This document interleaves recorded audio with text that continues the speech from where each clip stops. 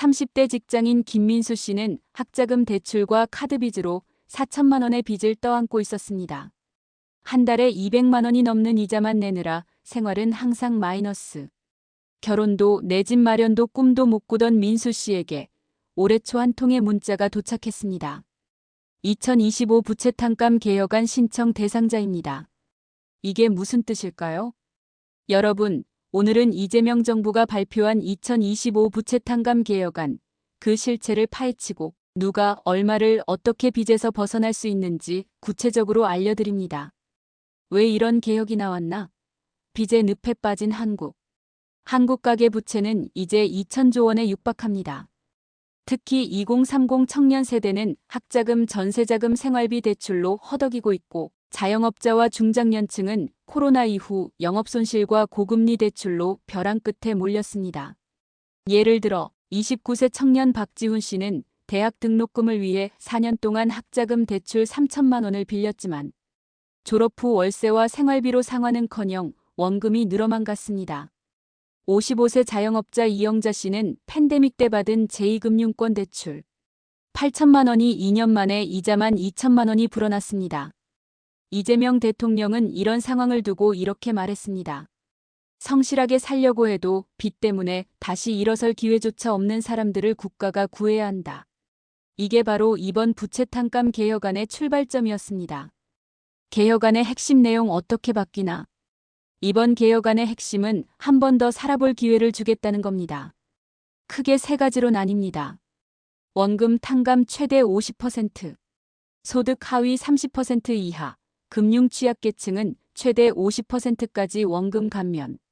특히 1천만 원 이하 소액 채무는 상환 의지가 확인되면 조건부 전액 탕감. 사례. 학자금 대출 1,200만 원이 있는 청년 A씨.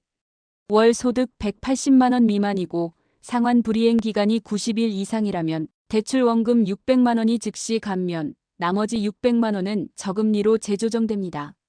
청년 신용 회복자 맞춤형 지원. 2030 청년층 학자금 생활대출은 상환기간 최대 10년 연장. 신용불량자, 개인회생 신청자 대상 맞춤형 채무조정 프로그램 확대. 사례. 청년 B씨는 3천만 원의 신용불량 상태였는데 이번 개혁안으로 5년간 상환 유예이자 감면을 적용받아 숨통이 트였습니다. 고금리 대출 구조 조정. 제2금융권 사채성 대출을 정부 보증 저금리 대출로 전환. 채권 추심 압류로 인한 사회적 고통 완화. 사례. 자영업자 C씨는 24% 고금리 사채 5천만 원을 정부가 보증하는 3%대 정책 금융대출로 전환. 월 이자 부담이 100만 원 이상 줄었습니다. 누가 혜택을 받는가? 조건과 대상. 시청자분들이 제일 궁금해하는 질문이죠. 나는 혜택을 받을 수 있나? 대상은 크게 세 부류입니다. 소득 하위 30% 이하 혹은 중위소득 70% 이하 90일 이상 연체자. 2030 청년층의 학자금 생계형 대출 보유자. 개인 회생 파산 경험자 등 장기 신용불량자.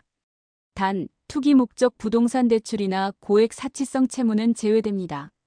즉, 살아보기 위해 진 빚이 우선 지원됩니다. 논란과 향후 전망 찬반 속의 선정책. 물론 반대의 목소리도 큽니다. 성실히 갚은 사람은 바보냐? 도덕적 해이를 조장한다. 이런 비판들이죠. 이에 대해 정부는 이렇게 말합니다. 단순 탕감이 아니라 재기할 수 있는 일회성 기회를 주는 것. 즉, 탕감 이후 재발 방지를 위해 금융교육, 채무관리, 신용관리 프로그램까지 의무화할 방침입니다. 전문가들은 이번 개혁안이 미국 유럽의 파산제도와 유사하게 진화하는 첫걸음이 될 것이라 보고 있습니다. 또한 소비 회복과 내수 진작으로 경기 활성화에 긍정적인 효과도 기대됩니다. 여러분은 어떻게 생각하시나요? 이재명 정부의 부채 탕감, 재기의 기회인가? 아니면 불공정한 특혜인가? 댓글로 여러분의 생각을 남겨주세요. 오늘 영상이 도움이 되셨다면 좋아요와 구독 잊지 마시고 주변의 빚으로 힘든 분들에게도 공유해주세요. 혹시 이 개혁안이 당신을 위한 구원의 사다리가 될 수도 있으니까요. 감사합니다.